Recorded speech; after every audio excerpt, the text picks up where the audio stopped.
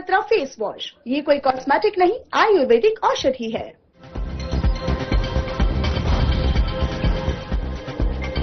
तमिलनाडु के कोयंबटूर से पीएम के किसानों को सौगात। पीएम किसान सम्मान निधि की किस्ती किश्त जारी। 9 करोड़ किसानों के खाते में डाले गए 18,000 करोड़ की राशि।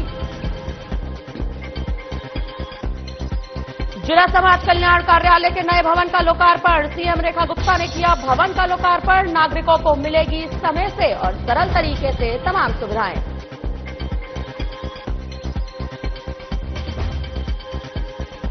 झांसी की रानी लक्ष्मीबाई की जयंती। सीएम रेखा गुप्ता ने अर्पित की श्रद्धांजलि। रानी लक्ष्मीबाई के शौर्य को किया नमन।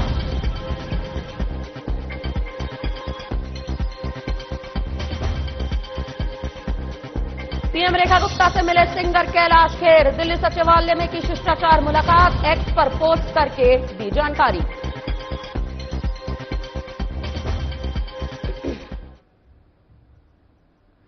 नमस्कार, मैं आश्रुति। आप देख रहे हैं हमारा खास चैनल। आपका बहुत बहुत स्वागत है हमारे इस खास बुलेटिन में। शुरुआत करते हैं तमाम बड़ी दिल्ली की खबरों के साथ। दिल्ली की मुख्यमंत्री रेखा गुप्ता ने इंदिरा नगर आजादपुर मंडी के सामने बने जिला समाज कल्याण कार्यालय के नए भवन का लोकार्पण किया। उनका कहना है कि इस कार्यालय से आसपास की कई विधानसभाओं के नागरिकों को समयबद्ध और सरल तरीके से सुविधाएं मिल सकेंगी। लोकार्पण कार्यक्रम में कैबिनेट मंत्री रविंद्र इंदिराज सिंह, विधायक राजकुमार भाटिया समेत कई गणमान्य लोग मौजूद रहे। मुख्यमंत्री ने कहा कि जरूरतमंदों तक सुविधाएं पहुंचाना हमारी सरकार की पहली प्राथमिकता है।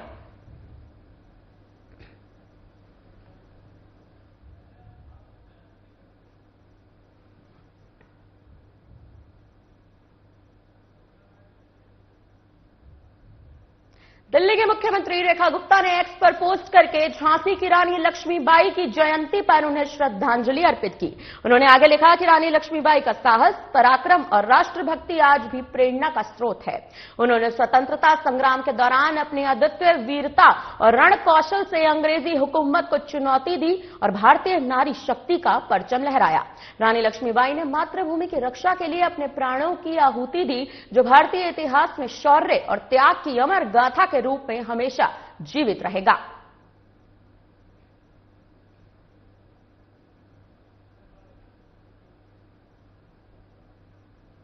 दिल्ली सचिवालय में कैलाश खेर ने सीएम रेखा गुप्ता से मुलाकात की। मुलाकात की जानकारी सीएम रेखा ने अपने एक्स पर पोस्ट करते हुए दी। सीएम रेखा गुप्ता ने लिखा, दिल्ली सचिवालय में पद्मश्री से सम्मानित सुप्रसिद्ध गायक कैलाश खेर से शिष्टाचार भेंट हुई है।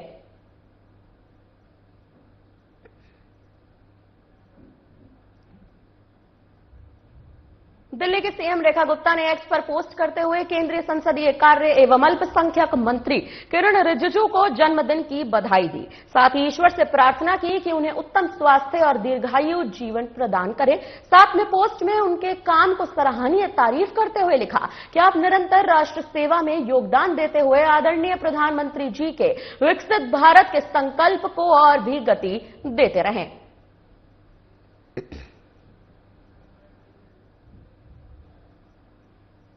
दिल्ली के सीएम रेखा गुप्ता ने एक्स पर पोस्ट करके जानकारी दी कि उन्होंने साहिबा नदी के किनारे स्थित क्षेत्रों का दौरा किया और स्थानीय लोगों की समस्याएं सुनी। सीएम ने आगे इस बात पर भी लिखा कि अधिकारियों को जल भराव, साफ सफाई और स्ट्रीट लाइट व्यवस्था को तत्काल सुधारने के निर्देश दिए गए कि सड़क किनारे की एक मजबूत दीवार का निर्माण भी किया जाए ताकि पानी सड़क पर न आए।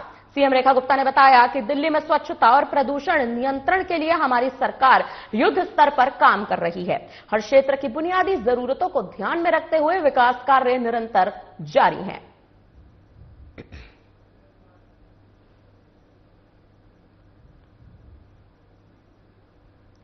कोयंबटूर, तमिलनाडु में प्रधानमंत्री नरेंद्र मोदी ने पीएम किसान सम्मान निधि की 21वीं किश्त जारी करते हुए 9 करोड़ किसानों के बैंक खातों में 18,000 करोड़ रुपए से अधिक की राशि सीधे हस्तांतरित की। कार्यक्रम के दौरान प्रधानमंत्री ने कोयंबटूर की सांस्कृतिक विरासत को नमन करते हुए कहा कि यह शहर दक्षिण भारत की उद्यम शक्ति का प्रमुख केंद्र है और देश की अर्थव्यवस्था में यहां का टेक्सटाइल सेक्टर महत्वपूर्ण योगदान देता है। उन्होंने बताया कि कोयंबटूर अब और भी खास हो चुका है क्योंकि यहां के पूर्व सांसद सीपी राधाकृष्ण और उपराष्ट्रपति के रूप में देश का मार्गदर्शन कर रहे हैं। पांडियन जी का भाषण सुन रहा था, मुझे लग रहा था अच्छा होता किसी ने मुझे बचपन में तमिल सिखाई होती तो मैं आज उस स्पीच का इतना आनंद ले सकता था, लेकिन मुझे वो सौभाग्य नहीं मिला। लेकिन जो कुछ मैं समझ पा रहा था, वो जलीकुट्टे की बात कर रहे थे, वे कोविड के समय जो कठिनाइयां हुई उसकी चर्चा कर रहे थे। लेकिन मैंने रवि जी को कहा है कि मुझे पांडियन जी के भाषण को हिंदी या अंग्रेजी में तैयार करके भेजे, मैं इसे पढ़ना चाहूंगा। लेकिन मैं उनकी भावना को पूरी तरह आत्मसात कर रहा था, मैं अनुभव कर रहा था और मेरे लिए बहुत अच्छा पल था ये। நான் ஒரு முக்கியமான ஒரு விஷயத்தை உங்கள் முன்பாக பகிர விரும்புகின்றேன். பாண்டியன் அவர்கள் மிக அருமையாக உரையாற்றினார்கள். பத்தாவது கைத்தட்டல். மேலும்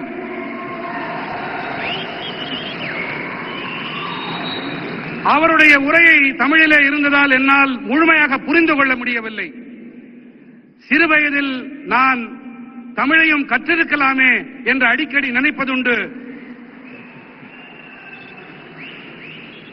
இன்று பாண்டியன் அவர்களுடைய உணர்வுமயமான இந்த உரை அந்த முழுமையாக அதை புரிந்து கொள்ள முடியவில்லை என்றாலும் அந்த உணர்வு என்னை தொட்டது. மாண்புமிகு ஆளுநர் ரவி ஐயா அவர்களிடம் நான் விண்ணப்பித்திருக்கிறேன். பாண்டியன் அவர்கள் ஐயாவுடைய உரையை அதனை ஹிந்தி மொழியிலே அல்லது ஆங்கிலத்திலே மொழியாக்கம் செய்து எனக்கு தெரிவித்துக் கொடுக்குமாறு அவரிடம் விண்ணப்பித்திருக்கிறேன். जब मैं यहां मंच पे आया तो मैं देख रहा था काफी किसान भाई बहन वो अपना गमछा घुमा रहे थे, तो मुझे लग रहा था कि बिहार की हवा मेरे आने से पहले पहुंच गई है. நான் இங்கே மேடையிலே வந்தபோது பல விவசாய வேளாண் குடிமக்கள் தங்களுடைய மேல் துண்டை அவர்கள் சுழற்றிக் கொண்டிருந்தார்கள். பீகாருடைய காற்று இங்கேயும் வீசுகிறதோ என்று என் மனம் அவாவியது.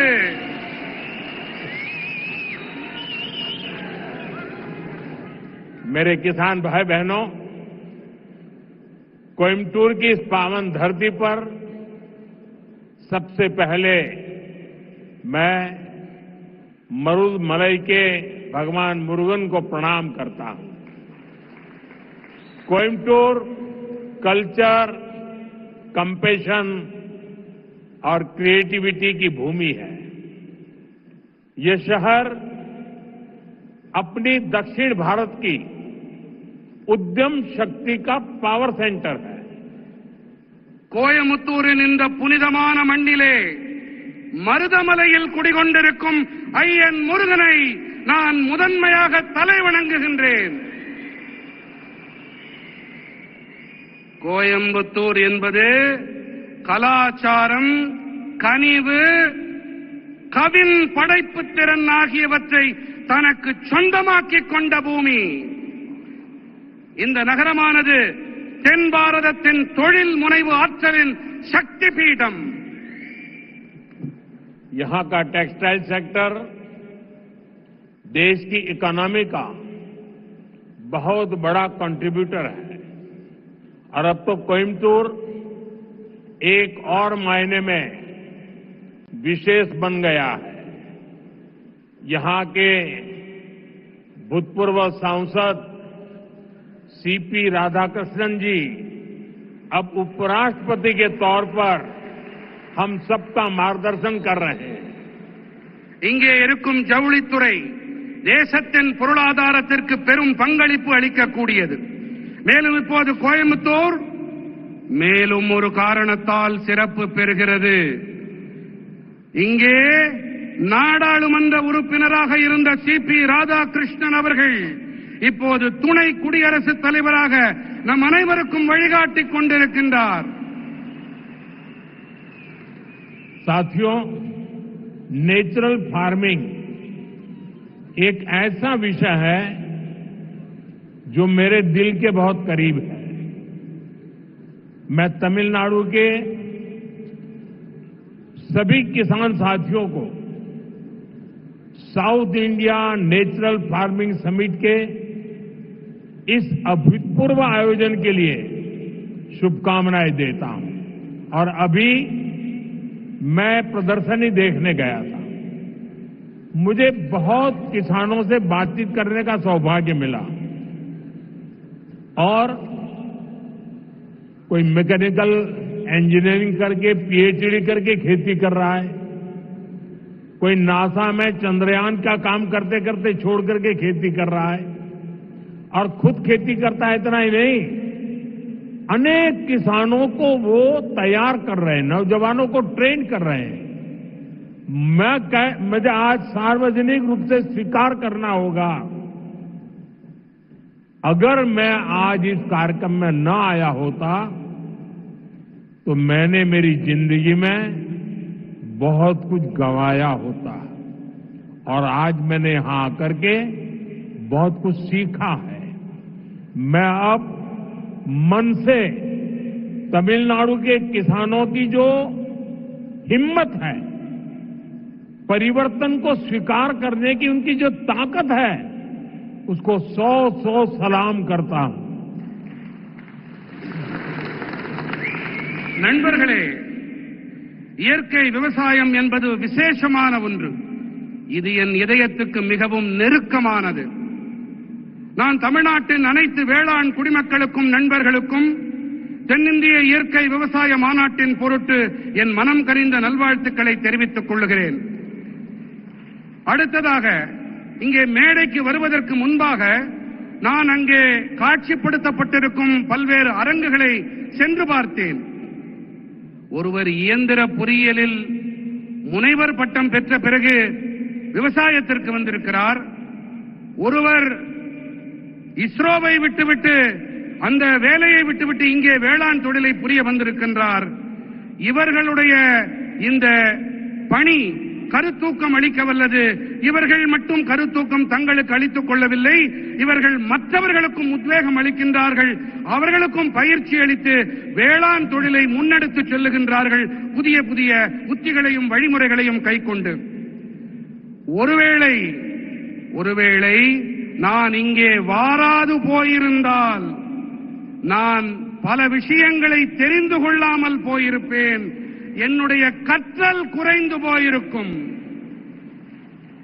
இந்த வேளையிலே நான் தமிழ்நாட்டின் வேளாண் பெருமக்களுக்கு என்னுடைய மனம் நிறைந்த பாராட்டுக்களை உங்களுடைய துணிச்சலுக்காக காணிக்கையாக்குகின்றேன். यहां किसान भाई बहन, एग्रीकल्चर साइंटिस्ट, इंडस्ट्री से जुड़े साथी, स्टार्टअप और इनोवेटर्स सब एक साथ जुटे हैं। मैं आप सभी का बहुत बहुत अभिनंदन करता हूं. இங்கே வேளாண் சகோதர சகோதரிகளும் விவசாய அறிவியலாளர்களும் தொழில் துறையோடு இணைந்த நண்பர்களும் ஸ்டார்ட் அப்புகளும் புதுமைகள் கண்டுபிடிப்பாளர்களும் ஒன்றாக இணைந்திருக்கின்றார்கள். நான் உங்கள் அனைவருக்கும் என் வாழ்த்துக்களை தெரிவித்துக் கொள்ளுகின்றேன். साथियों, आने वाले वर्षों में मैं भारत की खेती में कई बड़े बदलाव होते देख रहा हूं. भारत नेचुरल फार्मिंग का ग्लोबल हब बनने के रास्ते पर है. हमारी बायोडायवर्सिटी एक नया आकार ले रही है. देश के युवा भी अब एग्रीकल्चर को एक मॉडर्न स्केलेबल अपॉर्चुनिटी के रूप में देख रहे हैं.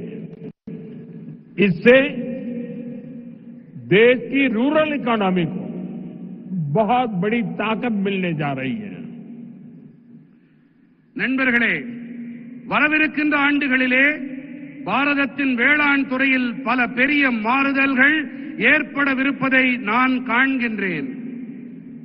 பாரதம் இயற்கை விவசாயத்தின் உலகளாவிய மையப்புள்ளியாக ஆகும் பாதையிலே பயணிக்க தொடங்கி இருக்கின்றது.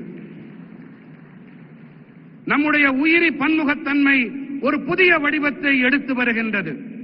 தேசத்தின் இளைஞர்களும் கூட இப்போது விவசாயத்தை நவீனமானதாகவும் அளவிடக்கூடிய சந்தர்ப்பமாகவும் காணத் தொடங்கி இருக்கின்றார்கள். முக்கியமாக இதனால் ஊரகப் பகுதி பொருளாதாரம் மேம்படும் என்பதை அறுதியிட்டு என்னால் சொல்ல முடியும். मेरे किसान भाई बहनों, बीते 11 वर्षों में देश के पूरे कृषि सेक्टर में बहुत बड़ा परिवर्तन हुआ है. हमारा एग्रीकल्चरल एक्सपोर्ट करीब करीब 2 गुना हुआ है. खेती को आधुनिक बनाने के लिए सरकार ने किसानों को मदद देने का हर रास्ता खोला है. நண்பர்களே, கடந்த 11 ஆண்டுகளிலே தேசத்தின் ஒட்டுமொத்த வேளாண் துறையிலும் ஒரு மிகப்பெரிய மாற்றம் ஏற்பட்டிருக்கின்றது. நம்முடைய வேளாண் ஏற்றுமதி கிட்டத்தட்ட இரட்டிப்பாகி இருக்கிறது. விவசாயத்தை நவீனப்படுத்த அரசாங்கம் விவசாயிகளுக்கு உதவி புரிய தேவையான அனைத்து வழிகளையும் திறந்து விட்டிருக்கின்றது. किसान क्रेडिट कार्ड अकेले केसीसी से ही इस साल किसानों को 10 लाख करोड़ रुपए से ज्यादा की मदद दी गई है. ये 10 लाख करोड़ आंकड़ा बहुत बड़ा है. 7 साल पहले पशुपालकों और मछली पालकों को केसीसी की सुविधा मिलने के बाद वो भी इसका जमकर लाभ उठा रहे हैं. बायो फर्टिलाइजर पर जीएसटी कम होने से भी किसानों को बहुत फायदा हुआ है. விவசாயிகள் கடன் அட்டை மூலமாக மட்டுமே இந்த ஆண்டு விவசாயிகளுக்கு 10,000 கோடி ரூபாய்க்கும் அதிகமான உதவிகள் அளிக்கப்பட்டிருக்கின்றன. 7 ஆண்டுகளுக்கு முன்பாக கால்நடை பராமரிப்பாளர்களுக்கும் மீன் வளர்ப்பாளர்களுக்கும் இந்த விவசாய கடன் அட்டை வசதி கிடைத்த பிறகு அவர்களும் கூட இதனால் நிறைவான பலன்களை பெற்று வருகின்றார்கள். உயிரி உரங்கள் மீதான ஜிஎஸ்டி வரியை குறைக்கப்பட்டதாலும் விவசாயிகளுக்கு அதிக ஆதாயங்கள் கிடைத்திருக்கின்றன.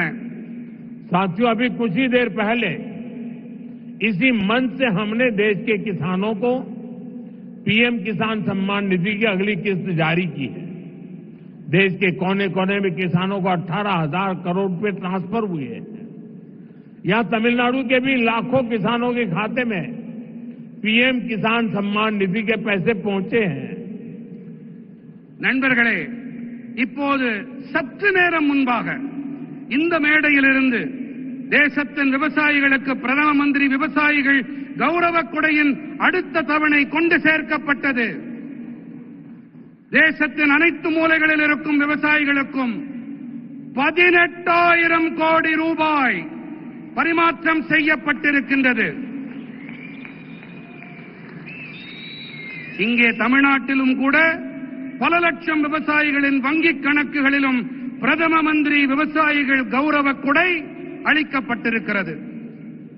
साथियों, अब तक इस योजना के तहत देश के छोटे किसानों को 4 लाख करोड़ रुपए की राशि सीधे उनके बैंक खाते में भेजी जा चुकी है.